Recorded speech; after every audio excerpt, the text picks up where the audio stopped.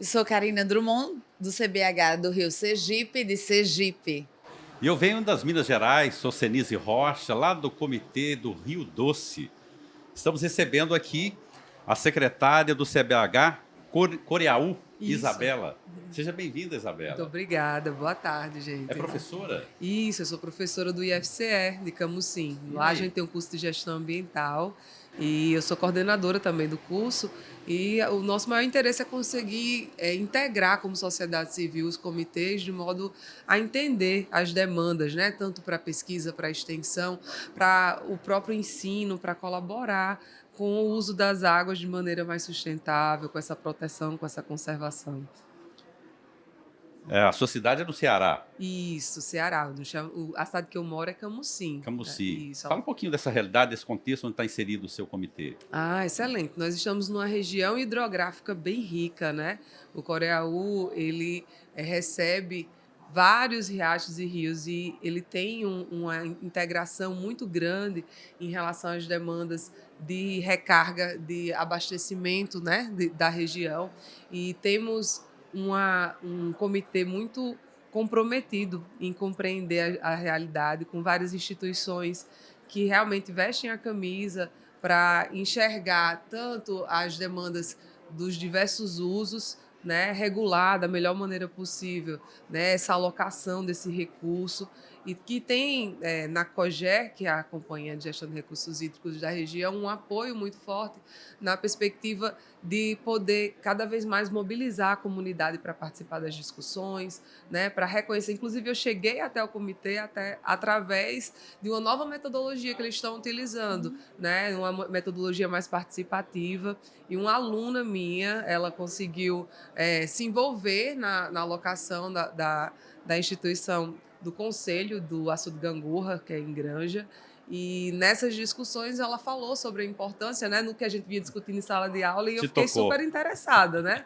E assim chegamos a assumir, junto com essa nova chapa, né, que assumiu a diretoria, né, do comitê. Na semana passada, e pelo caminho a gente teve essa oportunidade de participar Já desse está no momento de encontro. muita formação. Isabela, eu digo que a academia ela é fundamental, ela é muito bem-vinda na gestão de recursos hídricos. Você ainda na executiva, na diretoria, eu acho que tem mais a contribuir. Fala um pouquinho sobre a importância do conhecimento da academia nesse processo. Sim, sem dúvida. A gente participou, inclusive ontem, dessa formação com a Ana em relação à gamificação para envolver, porque a gente tem que enxergar que de nada adianta grandes estruturas, né? Eu sou da área de saneamento, então a gente sabe que se a gente investir em grandes estruturas e se a comunidade não compreender, né, a história da responsabilidade compartilhada, né, não compreender o seu papel no uso desses recursos, não entender a relevância que isso tem para a saúde pública, né, de nada vai adiantar. Então, a academia ela tem esse tripé, que é o ensino, a pesquisa e a extensão.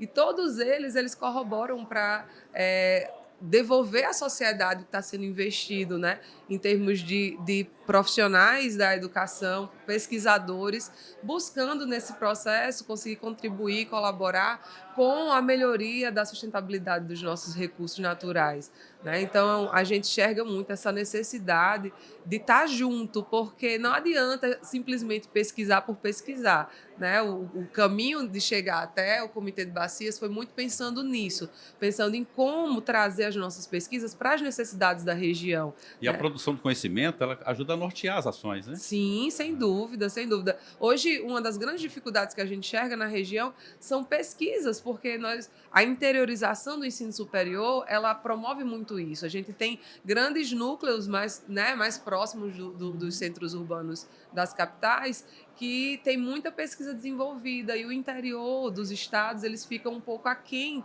né, apesar da grande riqueza, né? E aí a gente está cada vez mais buscando contribuir, tanto nas atividades de ensino, nos trabalhos desenvolvidos, como também nas pesquisas, né, de ensino superior, especializações, mestrado, doutorado, nessa perspectiva de somar, né, para a tomada de O decisão. que eu tenho percebido também é as alternativas que os institutos, que as academias elas vêm desenvolvendo e trazendo, né, para bases comunitárias, principalmente até mesmo para os comitês, alternativas muito mais sustentáveis do que grandes recursos, né? A gente Sim. vai falar de esgotamento sanitário, grandes recursos. Aí vem o Instituto e traz alternativa com plantio, seja de bananeiras, enfim, né? Sim. N